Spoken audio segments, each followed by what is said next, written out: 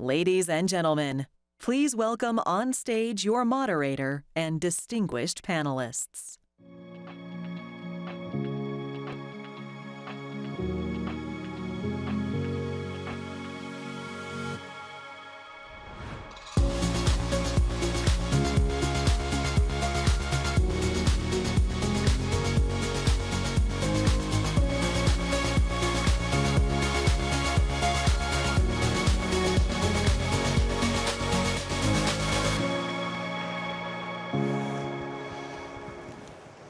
Hello, everybody. I'm Sara Eisen. I'm a host at CNBC. I'm thrilled to be back here at the IMF for the IMF World Bank meetings and to moderate this incredible IMF World Bank panel on the future of finance on crypto. What I have here is hot off the press, the finance and development issue of September.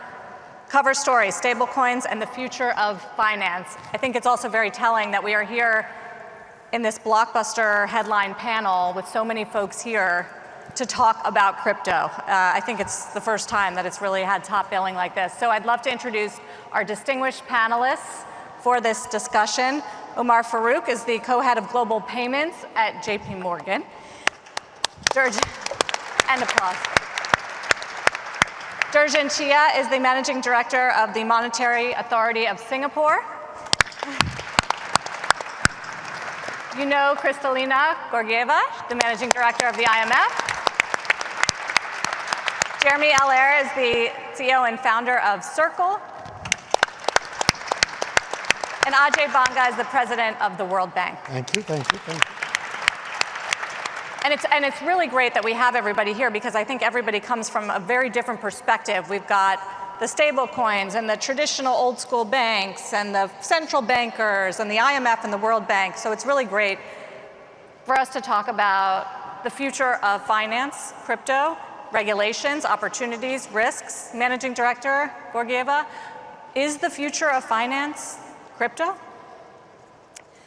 The future of finance, for sure, is digital.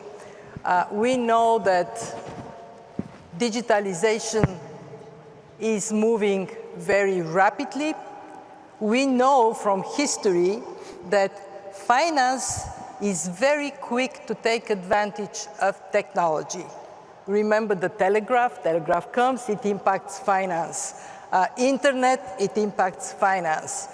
Now we have a technology, the technology that makes it possible to get blockchain to underpin finance, and I am convinced that we would see a bigger role in the future. I want to make 3 points why I think there would be a bigger role.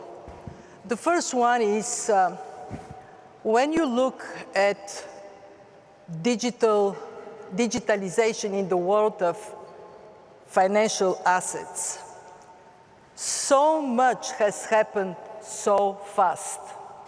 It was year 2008 when the famous paper of author unknown on Bitcoin was published.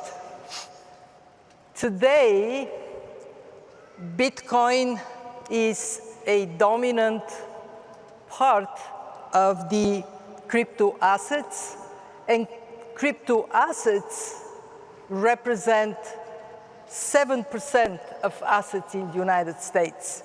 $4 trillion from 0 to 4 trillion over a relatively short period of time.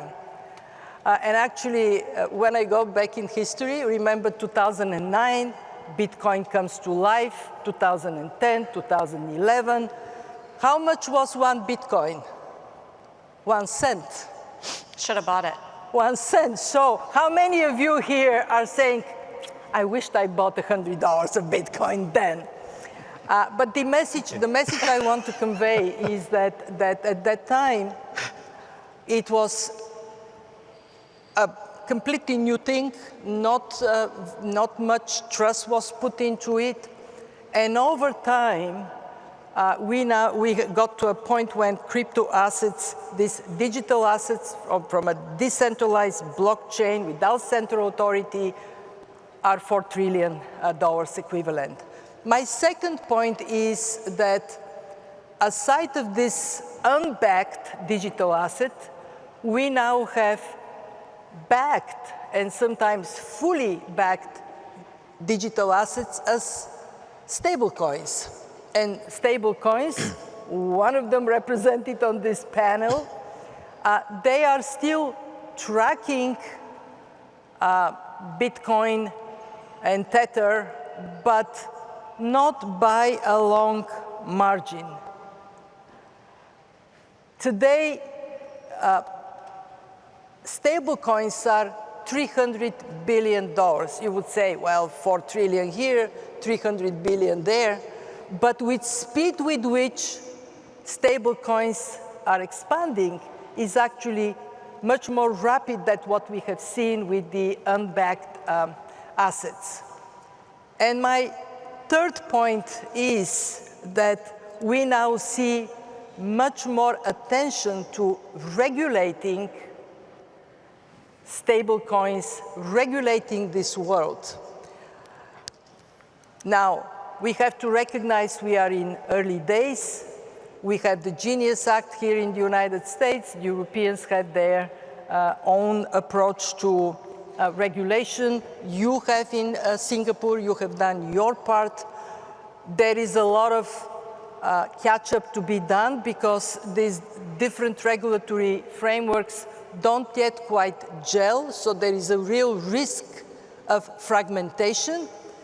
But the trajectory is one towards digitalization of the world of money and the clear separation between those assets that are backed, stablecoins, and those that are not. And within the universe of stablecoins, can I say that some stablecoins are more stable than others? And we have seen this last week. I think we will be, we all as international community, we are interested to see stability, regulatory environment that is fit for the future and one that delivers advantages to whom? To people, to households, to businesses, to decision makers. So yes, we are moving. But there's work. There are risks, and I'm here at the IMF, we are paid to worry about risks. So let me finish with this. The biggest risk I see is actually risk of fragmentation and confusion for the consumer side. And that if we are at the front, if we are to be obsessed with one thing, it is how to minimize this particular risk. Okay, so let's get into all of this. So Jeremy runs a company called Circle. I was just looking. So you priced your IPO this year at $31 and now trading around $132, $33 billion market cap. Good job. Thank you. Where does stablecoin fit in to the future of finance as the MD described it, and what is it going to be used for? Yeah. So I think, from my perspective, we're still in the very early stages of the development of this. And I think for a long time, I've advocated for this idea that we could have full reserve money, so very safe, fully reserved money, fiat money, dollars, euros, RMB, pick your currency, but fully reserved money that could be utilized on the open internet, just like we can utilize protocols on the internet for information and data and communication. So essentially imbuing in the dollar or the euro or others the technological utility of the internet and getting to a world where you had this ultra safe, fully reserved money that could effectively move at no cost with incredible velocity and speed, and that we could create an infrastructure where not only could money move as frictionlessly as data and information moves, but that you could actually begin to write contracts and intermediate that money in powerful new ways, so that in a sense, the internet itself gets upgraded to provide an economic coordination layer. We haven't actually had that. There hasn't been a way to actually do economic coordination on the internet. And so when I think about stablecoins today, 300 billion in circulation, credible analysts, whether it's the US Treasury Department or major global research firms, thinking that this will itself go to $4 trillion potentially over the next 5 years. So stablecoin money becoming a larger part of the electronic money supply. But I think the thing that, it's not apples to apples. I think that this money will be the highest utility form of money that we've ever had. And as we enter the age of machines and of more and more of work and labor and intermediation happening with machines, we're gonna need to upgrade this economic infrastructure and the monetary infrastructure to contemplate that world. And I guess, when we look at it today, USDC has, there's 76 billion in circulation. Now that's grown over 80% year over year. It's growing very steadily. But the amount of, the velocity of that money is also extraordinary. So we see sometimes well over $2 trillion a month of transactions done with USDC. And so that gives you a sense for the money stock to the money velocity. And that phenomenon, very high velocity money that any person in the world can connect to and utilize, that's just never been possible. So I think we're in the early stages. I think that we need to be thinking in several orders of magnitude in scale in terms of like transactions and utility, similar to when information could be published and shared at no cost, when the cost of deploying software went to zero, and when communicating with video, when the cost went to zero, the net world output of those things like million-x'd. So I think we'll see, I don't know if it's 5 years or 10 years or 15 years, but we'll sort of, I believe, see like a million-x increase in the amount of transactional activity in the world. That poses completely new challenges for how we think about regulation in that world. And so there are a lot of new things to think about, but we're in the early days, very, very early days of this monetary phenomenon. It's great to be collaborating with everyone who's here, in fact, because we're all thinking about this together. It's not a solved problem. It's like where the internet was in maybe the early 2000s, like lots of opportunity, but not solved and scaled yet. I mean, I think the fact that you're sitting here in between the president of the World Bank and the IMF, tells us something about where how much of this is the future of the financial system. So Ajay, how do you see the opportunities here around digital payments, around stable coins or Bitcoin or other crypto? I know you focus heavily on the developing world, for instance. Yes, I've been hanging around with this guy for too long. And I've known him from my prior career when we used to, at MasterCard, when we actually used to meet and talk frequently, because he was one of those who understood that the way forward for this idea and this technology, what he just described as a redefining of the internet to make it more user for this kind of work, he was the one who was willing to do this within the realms of guidelines and regulation, always, from day one. And I think that's a distinguishing feature of Jeremy Ann's circle that we should not forget to acknowledge as we discuss this, which is why I'm glad he's on this panel. Why didn't you buy his company then? Huh? Why didn't you buy his company then? Why didn't I buy his company? Because he didn't want to sell, because he's bloody smart and knew he's going to make a lot more money if he stuck it out, right? Which is why I was patting him on the hand. Because my last board meeting as MasterCard CEO, he was the guest speaker. And the logic was, this is only the beginning. There's more to come. Listen to him. It will be interesting. That's how I introduced him. So I understand what he's trying to do. Let me come back to what you asked me. So it's very early days, but think about the power of what he just said about reconciling our contracts and payments for small businesses. When you talk to JP Morgan, they will tell you every month end on their cash management platform, what's the level of unreconciled bills between what they're getting as payments of invoices versus what's actually getting paid out. And it gets settled every month, but it's a nightmare for these guys. It becomes easier with this because of the way data can flow. From my point of view, the main use currently that stablecoins will really come into interesting space for is cross-border movement of money. Domestic movement of money, less so right now, and I'm adding right now for a reason. But cross-border is very interesting. So when you look at it from my perspective, financial inclusion is kind of what I care about. But financial inclusion is not just getting your remittance money or your SME payment quicker, faster, cheaper. That's very important. But what it really matters after that is what can you do with that history, that knowledge, and that capacity. For that, you still need an on-ramp and an off-ramp into the banking system, because that's from where you get building of credit histories and building of an insurance history. That's real financial inclusion. But this could be the plank that enables that to get done so much better.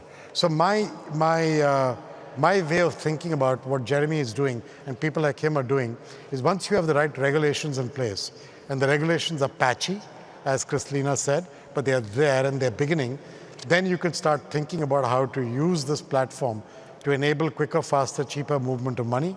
And then from there, to build upon that to include real financial inclusion with credit histories and insurance histories. And I can see that coming in relatively short order. Georgian, I'm wondering what you have found, because you were very early in implementing a framework for crypto and digital currencies in Singapore. So what have you found about what works and where the opportunity has been? So we've had a long association with some of the panelists here. So certainly with Umar and his team, there's been a long association from the start of the digital asset team, right from the beginning in JP Morgan. And certainly Jeremy and I have been talking for a very long time. So in the space, we've seen tremendous interest for wholesale business.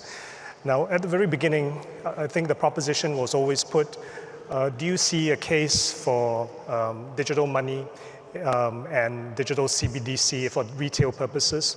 Our position and our belief has always been, no, not really. We think, like Kristalina says, the future is digital, but DLT is not the only digital means to do it. And for the retail space, we've seen tremendous improvements in digital reach through commercial bank money and through e-wallets and so on.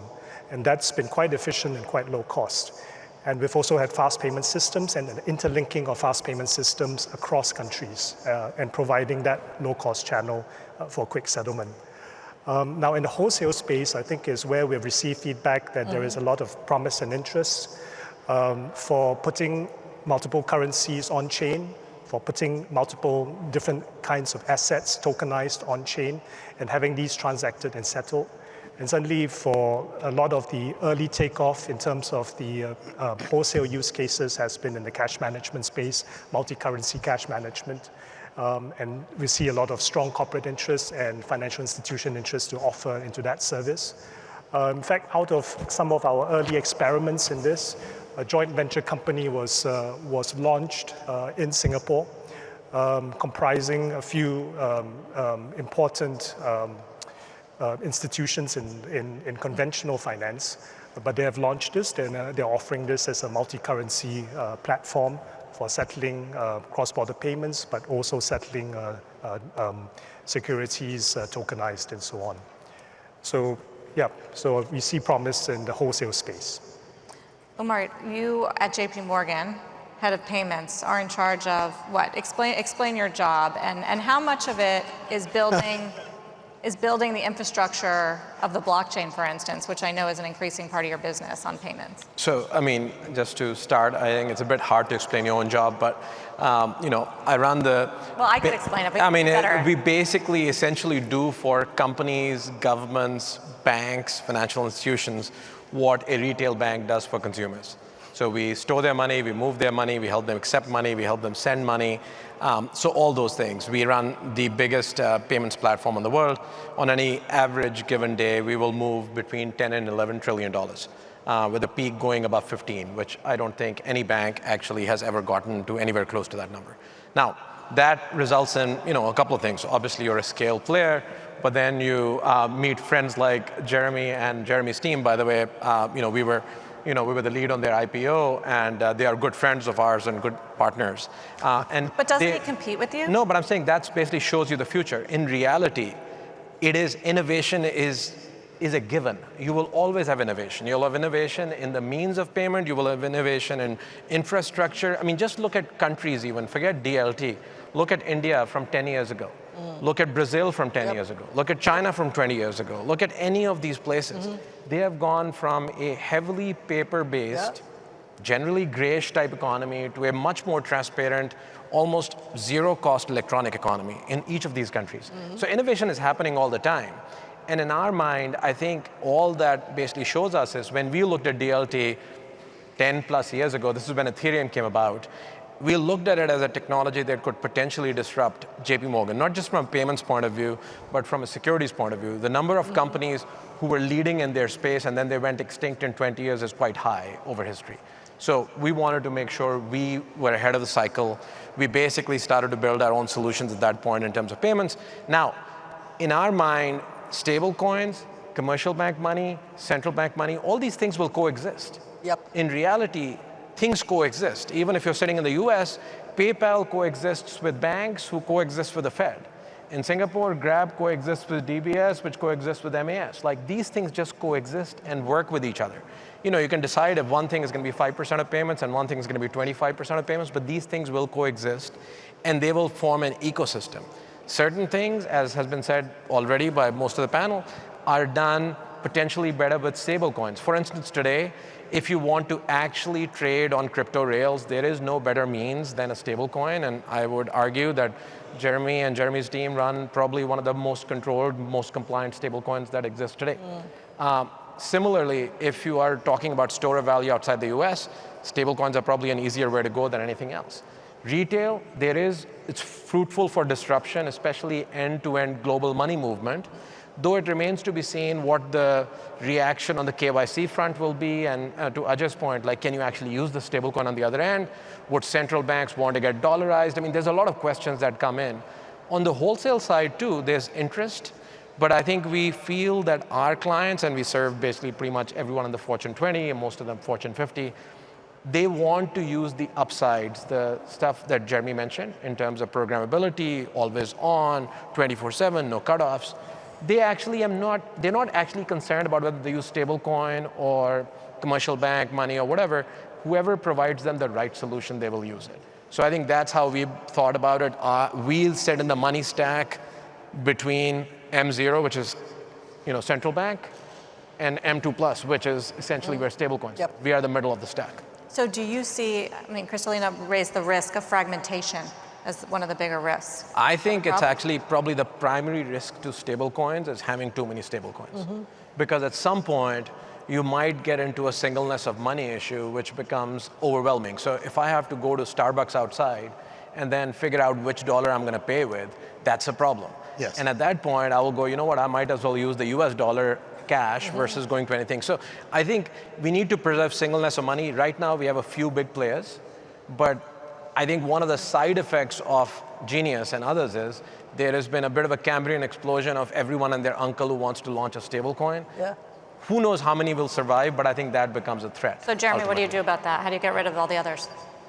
Yeah, I think stablecoins today are actually, they're internet platform utilities and networks. So if you think about something like USDC today, it's a platform in that it's an open protocol anyone can build on top of. So tens of thousands of developers who are building software, who are building financial products and services can openly just connect to this network and connect to this protocol, and then they have a nearly free dollar storage and settlement system that they can plug into. And so it has classic platform network effects. It has classic developer flywheels. As developers build applications that integrate to the network, it increases the utility of the network, which attracts more developers to build to the network. And it's why if you're building a product that needs digital dollars on a blockchain today, you're going to support USDC because you would be at a competitive disadvantage if you don't. And so one is that you have this platform utility network effect model. The other is that stablecoins today have liquidity network effects. So you ultimately have an asset that has to be liquid against another asset. And the liquidity is a network effect. The depth of liquidity, the width of liquidity, the reach of liquidity, the actual primary liquidity with the existing banking system, the secondary market liquidity with banking systems and electronic money systems around the world. And those liquidity network effects are huge as well. And so the marginal value of a net new dollar stablecoin is effectively zero. Like, it doesn't bring any liquidity, it doesn't bring any utility. Now, there will be people who have distribution or utility who bring that and say, hey, I've got a new dollar stablecoin and I have this other utility. And we've seen examples of that. You know, some of the biggest payments companies in the world have launched dollar stablecoins with, where they have hundreds of millions of users, but there's only 1 billion or 2 in circulation, and the actual amount of transactions that happen with it is in the tens of millions of dollars a day versus the tens of billions of dollars a day. So I think that my view is that the stablecoin market, at least in the dollar world, is a winner-take-most market structure, not a winner-takes-all market structure.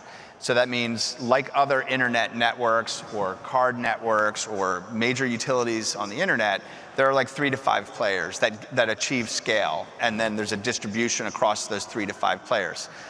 We think we'll be we are one of those. We think we'll remain one of those. But I actually think that there's probably 2 or 3 that don't exist yet that will exist over the next 5 years. And so I think that the market will evolve because of compliance, because of regulation, and that we're seeing now, I think, major companies who have utility or distribution or who can bring their own liquidity, who can provide more there. But I don't see a world where there's hundreds of these. I think the singleness of money issue is there, but I think the underlying issue is that these are platforms and networks and utilities, and they behave like that. And that's the nature of internet software utilities. And this is an internet software platform game, not a classic monetary system game. It has aspects of both, but I think this is as much shaped by the internet's DNA than it is by the monetary system's DNA. Ajay, what do you see as fragmentation, what do you see as the big risk as we sort of barrel into this future? I'm kind of where he is on this. I think of this like a rail. It's rails, and there are alternative rails that will exist. So that's the point that we were making just now. These are strong rails because they've got certain benefits to them in terms of faster, cheaper, better. But other rails are getting faster, cheaper, better too. So this is going to be an interesting competitive and coexisting move over a period of time. I don't think Jeremy and his people have ever said that they're out to replace everything else. What they're trying to do is to create a utility using the internet which did not exist before they started thinking about it this way, which is why he's such an interesting guy in the way he thinks about it, differently from some of the others. The challenge here is, at the end of the day, you still need this on and off ramp that I referred to earlier. That's the point they were all making. That's because you still have to connect back into the banking system. I can't see myself walking into a Starbucks where I already have to choose between 27 different types of coffee to now add 14 types of payment systems into it. It's not going to happen. So what, is this going to be the dollar? So is it just going to be the dollar? I mean, effectively as of today, or some other 2 or 3 choices will emerge where the USDC will feed into a wallet that becomes the principal use point there. And I can see him doing something like that pretty cleverly. And I think that'll be a good move, things of that nature. But I don't want to give away part of his business strategy because I know how he thinks, but that's what he's going to do.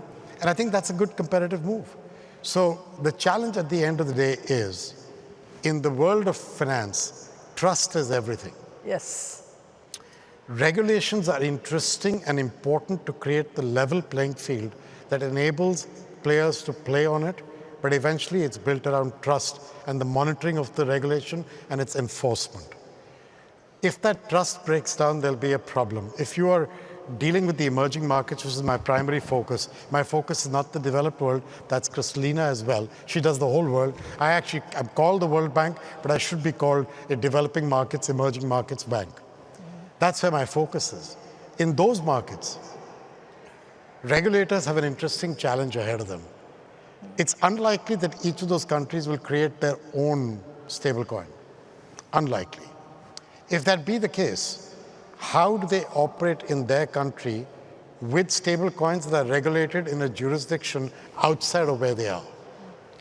So you'll end up with an interesting discussion that Jeremy's already having, I know, but we've been having this for a few years, is that those guys are going to have to say, I can trust the regulations and the proprietary systems of the United States over this country, over that country. So if it's regulated in the US, I'll accept it. If it's regulated in Singapore with high quality of regulation, I'll accept it because that's what the MAS stands for, and so on. That's going to be an interesting issue for these countries to work with.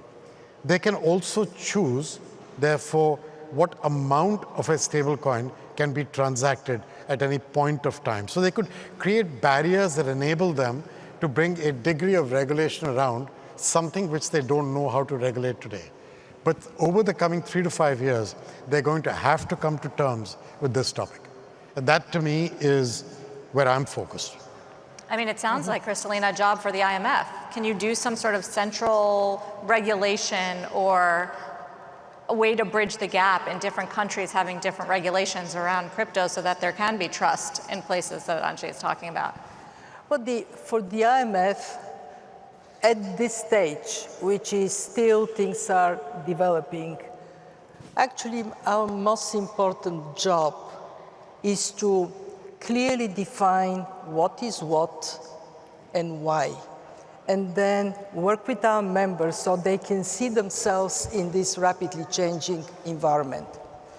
First, recognize that we need to differentiate between the underlying technology and the functionality of this technology. So we have a distributed ledger technology, we have blockchain. Blockchain can be used for all kinds of things. Blockchain can be used to get other assets, to get securities, to get other things on the blockchain. So not necessarily blockchain equals crypto money. And yet, many people confuse these two things, and we actually have to help countries to see through the possibility of moving towards tokenization of other things. So one day, money, let's call it money, and assets may be moving on the same blockchain. How do we cope with this? Second, it is very important to differentiate. There is digitalization going on in fiat money, and it is very good and very powerful. Then there is unbacked crypto, most famous, of course, in the unbacked crypto is Bitcoin. And then there is stablecoin with different degree of stability. And on top of it, we have CBDCs, central bank digital currencies. I saw actually, and I'm sorry, I should have waved immediately, Madam Digital Euro, Christine Lagarde, moved in this corridor. The debate around CBDCs from countries that say absolutely not, never, to countries that say, hey, that's a useful thing to have. So we have multiple developments that complement, but sometimes possibly contradict each other. And the third issue for our membership is to anticipate the impacts of developments elsewhere. I see the governor of the Central Bank of Kazakhstan. Kazakhstan, very advanced, they actually are experimenting with tenge stablecoin. They are experimenting with tenge CBDC because they want to understand this new world for themselves, and other countries are doing it. We know that US dollar-backed stablecoins are overwhelming. 97% of stablecoins today is US. So countries have to ask this question, what does it mean? Are we going to then have monetary policy paralysis because of currency substitution? What do we do? And then you hear very different opinions from let's just ban this guy, to no, we are going to experiment, learn on our own, have something that is ours in that same universe and deploy it. And we as IMF, we need to help countries understand their choices, understand the risks, understand the opportunities. And frankly, when I talk about risks, we have to also concentrate on the risks that really matter. First, interconnectedness. Are we going to be in a fragmented world in which these things don't talk with each other, cannot operate across, and the regulatory environment is so messed up that we actually create more frictions? Second, currency substitution, and actually to everybody here, remember that countries, even with fiat money, if they have weak fundamentals, often rely on somebody else's currency. In the Caribbean, 25% is dollar, not the national currency. Is this going to get worse? Or is it actually worse? Or it may be not so bad. And the third one is how payments are made. Today, digital, let's call it crypto for simplicity, is to a high degree used for investment purpose. Like Bitcoin is an investment opportunity first and foremost. There is a little bit of use for payment, but that's not the main purpose. Are we going to move to a world in which stablecoins would be a big part of the payment, cross-border payments? And if we go in this world, what does it mean for the international monetary system? What does it mean for our members? So I'll tell you, I look at this audience, and what amazes me is how many people have chosen to come here, even standing, because these are big unanswered questions, and what we do at the fund is to systematically identify what the question is, what are potentially the answers, and help our members walk through those answers carefully. But generally, you tell them to embrace it? I'm telling countries, accept reality. Fiat money is moving digital. The developments in crypto, both unbacked and backed, they're happening with exponential speed. So yeah, you can try to lock your country away from this. Good luck with it. So yes, I'm telling my members, understand it, and then decide for yourself how you're going to operate in this world. But do not close your eyes to reality. Georgian, one of the questions that the MD raised was on monetary policy and what the implications are for that. She raised it a few times. It's something that I wonder a lot about. As the adoption grows of digital money, digital currency, is that a threat to central bank policy? So that's an important question. And before I get there, I thought I'll pick up a few points from the panelists as well. We've been thinking about this quite hard, and just picking up Jeremy's point about the race to liquidity, which is what is happening. So Circle is building its own application-specific network.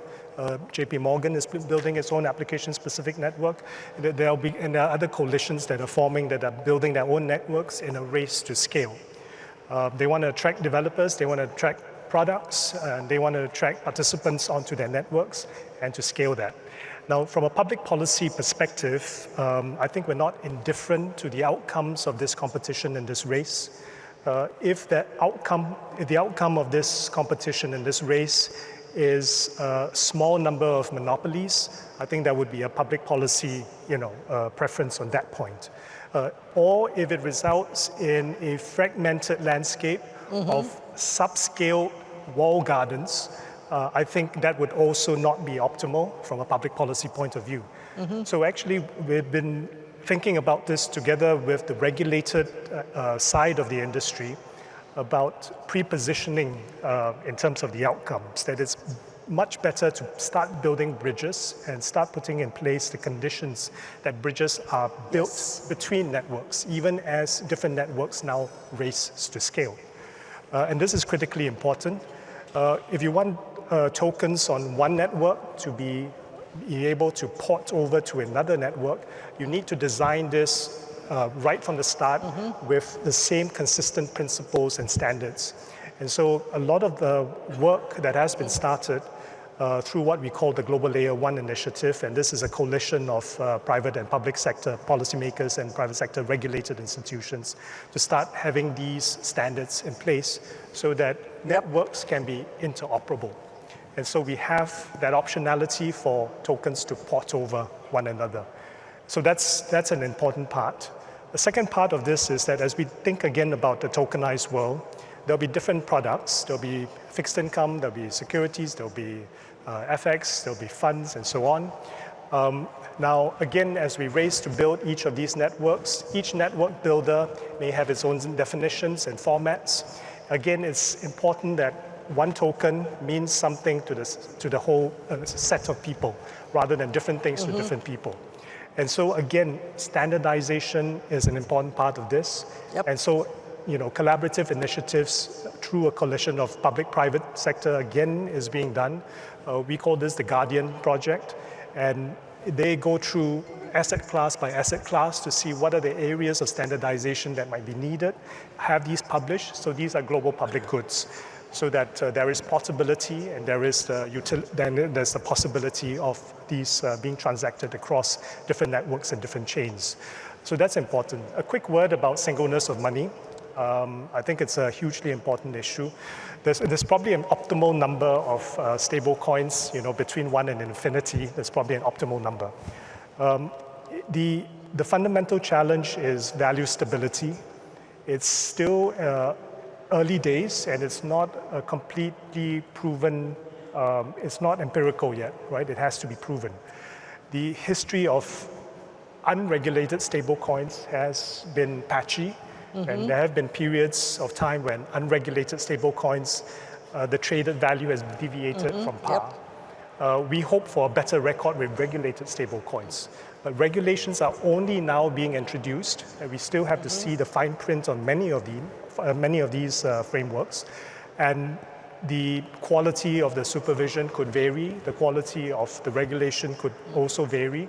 So it's early days yet to see how that plays out. But it's, I think, critically important to the stable development of this space that good, reliable stable coins, good, reliable settlement assets are available. There is the option of stable coins. There's also the option of tokenized bank liabilities. There's also the option of CBDCs. And so I agree, the views that, different networks may try different combinations of these. The stablecoin aspect will have to be particularly important to build, because with tokenized bank liabilities, there is singleness of money, because it just tokenizes an arrangement that is already there, convertibility of commercial bank money with central bank money, which underpins singleness of money. Stablecoins have yet to have that arrangement, and so it's important that through regulation they're able to achieve solid value stability. So I just can't emphasize that enough. Now, over time, regulations could develop as stablecoin circulation increase. Some may achieve systemic importance or cross-border importance. Then it becomes, I think, important for central banks to consider whether they should have access to central bank reserves. They should have lender of last resort availability and so on, again, to bring them into the space of money. Yes. And to consolidate the singleness of money. But we're probably not in that space yet. and it's probably still seen as, letting the primary regulation of stablecoins settle and consolidate before we consider if systemic coins need to achieve the same status as commercial bank money. So that's another step forward. So risk to central banks, but what about to traditional banks, and whether it's a risk to deposits in the model? So again, the way we look at it, we don't feel this is a gigantic risk as such. I think, again, it's a coexistence model. So for instance, maybe to address also a couple of points, for our large clients, they don't want to fragment liquidity. And what that means is they don't even want to bank with like 5 big banks across the world. So some of our largest clients will have deposits all over the world. Let's say they are rich in Singapore dollars. They want to draw down in London. We will let them draw down in London because they have money in Singapore with us. So there is a tremendous amount of value that comes from a large corporate having money all across the world, and they can deploy the money from anywhere to anywhere instantly. So that becomes a bit harder when you go into a multi-instrument model where you have deposits, you have stable coins, et cetera. Again, I'm not saying that can't happen, but that's probably a longer cycle to get there. Because our view has been ultimately, again, learning from the circles of the world, and frankly from the crypto community in general, because whenever you have a very large open source community trying to innovate, you better look at them because they will come up with cool ideas. You can then take those ideas and deploy them in different ways. So our clients, for instance, they can be in our framework and do real-time FX because we have tokenized versions of euros and we have tokenized versions of dollars. They can do programmable FX transactions like we do with clients like BMW that we announced.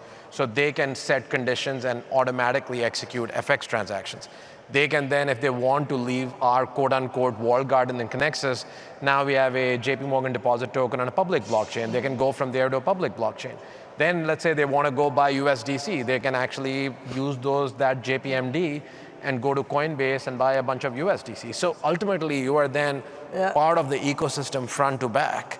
And so I think from our point of view, if you don't innovate, you do run a risk of becoming less relevant.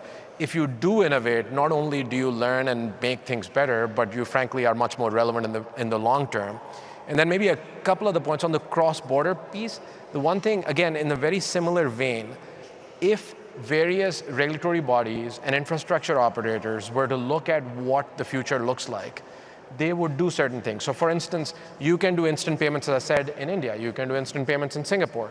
It is actually quite difficult to put those two instant networks together. Now, Singapore has done it, actually. MAS did that with RBI, I believe. In reality, these various islands have to figure out how to talk to each other, whether they use at the back end just regular rails, whether they use stablecoin, blockchain, doesn't really matter. But money should be movable at low cost across borders in any amount of, any denomination. So I think that's something you can learn from stablecoins. And then I think on the risk side, I feel there's going to be disasters by definition. I mean, look at how long banks have been regulated. We've been regulated for hundreds of years. But around every 10 years or so, some group of banks tries to blow everything up, and whether it's they're doing or not they're doing. So things go wrong, and it usually comes from building leverage in the system, which is not monitored. People don't control it. That's why regulation is so important. So stuff is going to go wrong in this space. It's going to go wrong in the non-backed space. It is going to go wrong in the backed space.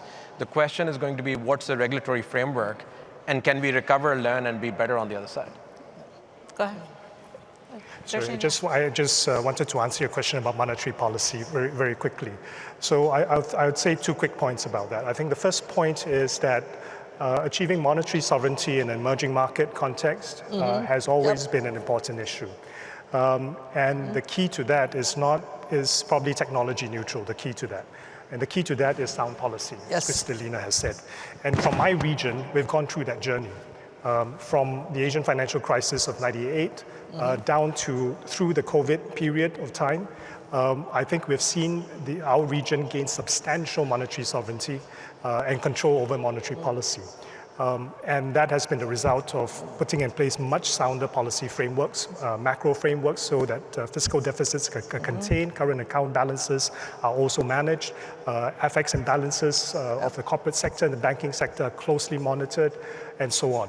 So it's a result of sound policies that you achieve more credibility for your currency, and therefore there is less to be concerned about in terms of a dollar risk. Now, the second quick thing I'll say about this is also that I think for stablecoin development, it's important again that we do this on regulated rails, within regulated perimeters, so that compliance with domestic regulations in each cross-border jurisdiction is built in, automated, respected by that token and on that chain. So it's very important to have compliance by design within that network and that chain. And you can program in compliance with AML/CFT rules, and you can program in compliance with capital rules of each country that coin is circulating in. And that should address, the different measures that countries may have in place for this. So I think those would be my two quick answers to that point. Ajay, everybody here wants to see more regulation, it sounds like, to build the trust and to build the infrastructure and the framework. What do you think would be a single good idea or example of regulation that we need to see, either country by country or broader? In the case of the emerging markets, we can help them with modernizing their payment systems. We can help them get their KYC, AML capabilities in a better shape. But on regulation for a minute, the tokenized, I just heard the word tokenized being used many times. Tokenization is a very big word. Because I'll give you an example of tokenization which has nothing to do directly with this panel, but it's a very interesting example. If you took real estate, 30 Rock in New York, and today it's just a lump of real estate with a bunch of tenants and some owners. Imagine if you took all those leases and all the costs of maintaining it, and you computed all that together, and you took that and converted that whole thing into a set of tokens, and you began to trade those tokens. You would create a secondary market for retail investors in a big lump called 30 Rock. That's a different kind of regulation from the regulation of how to use tokenization for currency. I think we've got to be very careful when we do regulation to ensure that we don't kill innovation in the process of doing regulation and we end up regulating the wrong idea. So the point that we were hearing about, when open source is going on, there's a lot of smart guys doing stuff. This is the kind of stuff they're thinking about. Some of this could actually be relatively unregulated and allowed to prosper and grow, and others need to be controlled and managed. And that's kind of where I think we've got to be careful when we advise our emerging markets clients to be able to understand this. This is a relatively sophisticated discussion when things are relatively unknown in the space, when you come to the kind of countries we're dealing with. So I'm kind of conscious of doing this carefully. Don't throw the baby out with the bathwater. Regulate correctly, but don't over-regulate the system. I think that's how Singapore's also, over the years, managed to draw a very good thread through the needle. Right. Jeremy, is the Genius Act an example of good regulation, and what else has to be done here? Yeah, I wanted to actually say something that ladders off of Ajay's comments, which is both were very early. I think there's a temptation when we're talking about some of these topics, take stablecoins specifically, there's a temptation to try and look at history and look at the past and try and superimpose that on the future. Oh, we have faster payment systems here. This is a new faster payment system there. Oh, we have, we have these, wholesale models and these retail models. And it's really looking backwards to try and look forwards, especially when you're dealing with exponential technology, is very challenging, which underscores why we need light touch regulation, because the technological progress is happening so rapidly. And my own view, for example, is that in 5 years' time, the concept of a cross-border payment is going to sound like a cross-border email. Like, when is the last time you sent a cross-border email? It doesn't even make sense. When all of these people had their SMS charges on their mobile phones in emerging markets, and then they all had WhatsApp and had free communications globally, they weren't asking anymore about data charges and their cell phone SMS. They didn't care what SMS was, it was gone. Yeah. And billions of people were communicating directly, freely. Yes. We're going through an exponential curve, and I think that the innovations are things that we haven't contemplated, and that's a good thing. That's actually a really good thing. I use the metaphor of mobile. We all remember for like 15 years, like there was, everyone was trying to build the best mobile platform, and there was the Symbian phones, and there was the Palm Pilot, and there was the BlackBerry, and there was the Windows Phone, and they were all terrible. And like 100,000 people a year would get together in Barcelona and go to Mobile World Congress and say, we're inventing the future of this, that, of mobile, and none of it worked. And there were billions and billions and billions of dollars from major communications companies, major device companies, and it all was terrible. And then you got a platform paradigm shift. You had a good operating system, iOS. You had good user experience modalities. And developers were given the freedom to innovate. They were given an open surface area where they could create things. And anyone could build an application. And if you remember the iPhone, the very first ad campaign was, there's an app for that. And it was this recognition that invention is happening.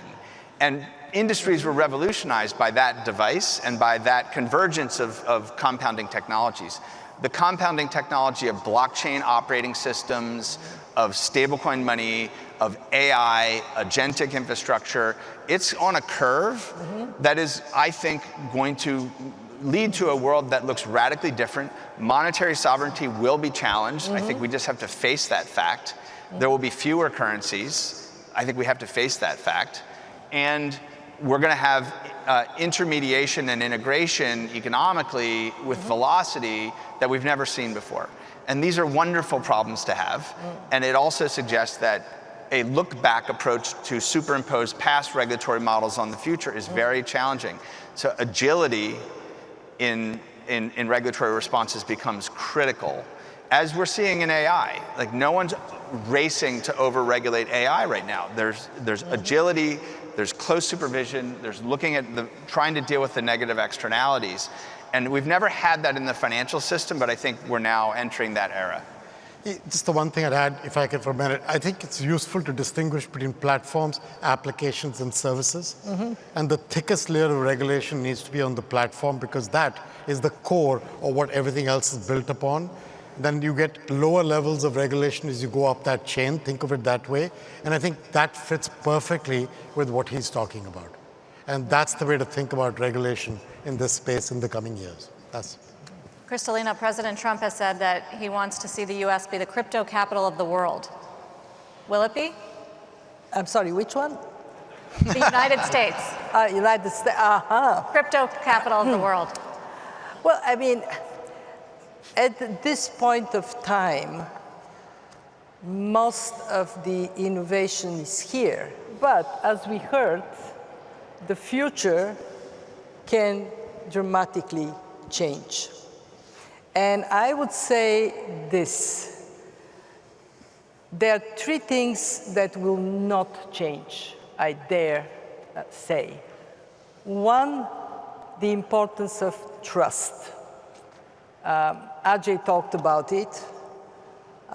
We see today what is trusted and attracting people's money and attention: gold. So how can, and that takes me to my second point. There has to be agility, but at the same time, there has to be a sense that you can anchor your economic behavior into some predictability. And this is where some common standards and compatible policy action of governments have to be in place. And my third point is kind of obvious. We need to talk with each other. We need to work together. We need to cooperate. I want to start where you led me. I would, as a head of an organization of 191 members, I want all my countries to be proud of what they do. And, frankly, capital, he doesn't care as long as everything flows well. Can I ask the audience a question? May I? Yes, Yeah. in the final minute. We are running with 3 seconds. Okay, audience. Are you more comfortable now with the world of tomorrow after this panel?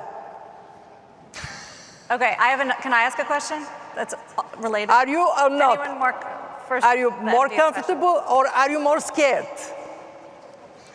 They're more scared. No one's. question? Okay, So we have done our job. You know, you got everybody to be deeply thinking of what the future would okay, bring. show of hands, including the panel and the audience. How many people own a stable coin, a Bitcoin, a Ethereum, some sort of crypto or digital currency? MD, are you raising your hand? How can I talk about something if I don't touch it? So, yes. At what price did you buy Bitcoin? So,